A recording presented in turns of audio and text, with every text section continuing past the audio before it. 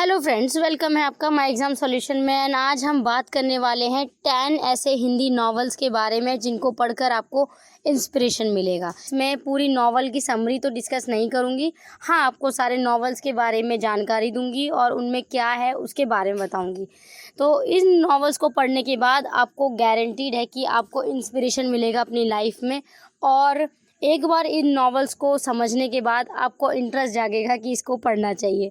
Novels का मतलब ये नहीं है कि सिर्फ इंग्लिश में ही हम उपन्यास एंड ऑल पढ़ते हैं। नॉवेल्स हमारे पास हिंदी में भी काफ़ी सारे होते हैं और हिंदी में भी ऐसे ऐसे नॉवल आपको देखने को मिल जाएंगे जो काफ़ी अच्छे रोल प्ले करते हैं और काफ़ी अच्छे से लाइफ को दिखाते हैं, जिनसे आपको इंस्पिरेशन मिलता है। इनमें से एक सबसे पहले नॉवल आता है सन्यासी जिसने अपनी संपत्ति बेच दी। सन्यासी जिसने अपनी संपत्ति बेच दी, ये रॉबिन शर्मा के द्वारा लिखा गया है। रॉबिन शर्मा द्वारा ये मूल रूप से इंग्लिश में लिखी गई थी, the monk who sold his Ferrari.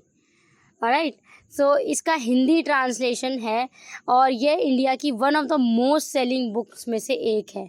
और इसमें मैं आपको बताऊं, इसमें जूलियन मैंटेले नाम के वकील के पूरे लाइफ को दर्शाया गया है और रॉबिन शर्मा ने इसे बड़े ही रोचक और बहुत ही इंटरेस्टिंग वे में प्रेजेंट किया है। आप इसे पढ़ सकते हैं। देन नेक्स्ट हमारी नॉवल है जीत आपकी कामयाबी की ओर ले जाने की सीढ़ी।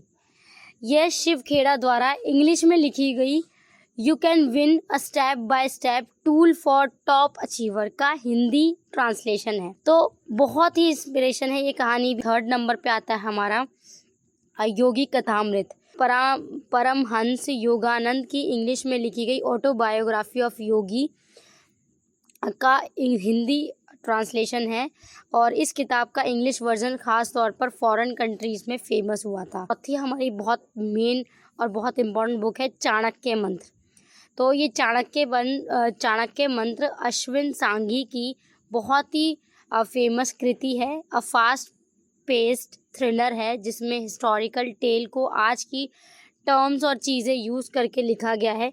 कहने का मतलब ये है कि कहानी चाहे पुरानी हो, लेकिन बेसिकली इसका मीनिंग जो है वो आज के लिए भी उतना ही महत्वपूर्ण है जितना पहले हुआ करता था।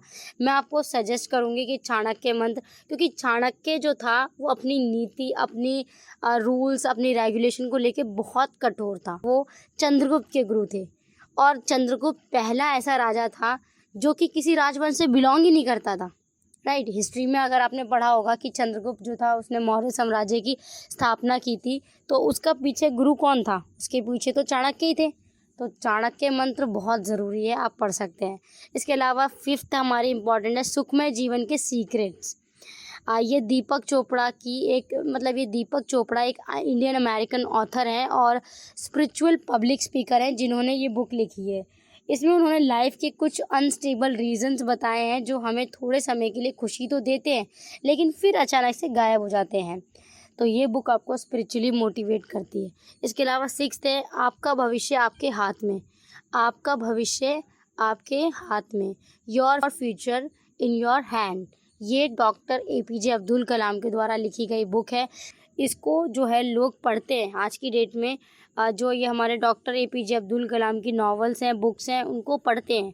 तो ये आपकी, देखो ऑब्वियस ही बात है, हमारा भविष्य या हमारा फ्यूचर हमारे हाथ में ही होता है। इस बुक में आपको काफ़ी इंटरेस्टिंग चीज़ें पढ़ने को मिलेंगी। बुक्स के अगर आपको बुक्स परचेज़ करनी है तो मैंने उसका लिंक डिस्क्रिप्शन बॉक्स में दे दिया। आप अमेज़ोन से जाके ये सारी बुक्स परचेज़ कर सकते हो।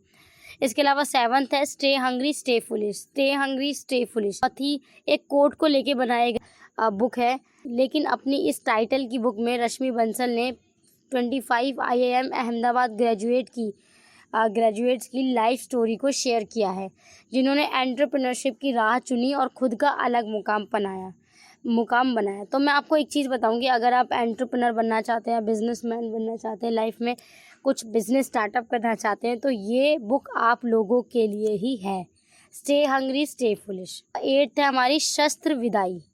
अर्नेस्ट हेमिंग्वे द्वारा लिखा गया शस्त्र विदाई उनके बहुत ही फेमस नॉवेल्स में से एक है। अ फेयरवेल टू आर्म्स इसका हिंदी ट्रांसलेशन है, जिसमें वर्ल्ड वॉर 1 की एक बेसिकली सैड स्टोरीज़ को रोमांटिक तरीके से बताया गया है।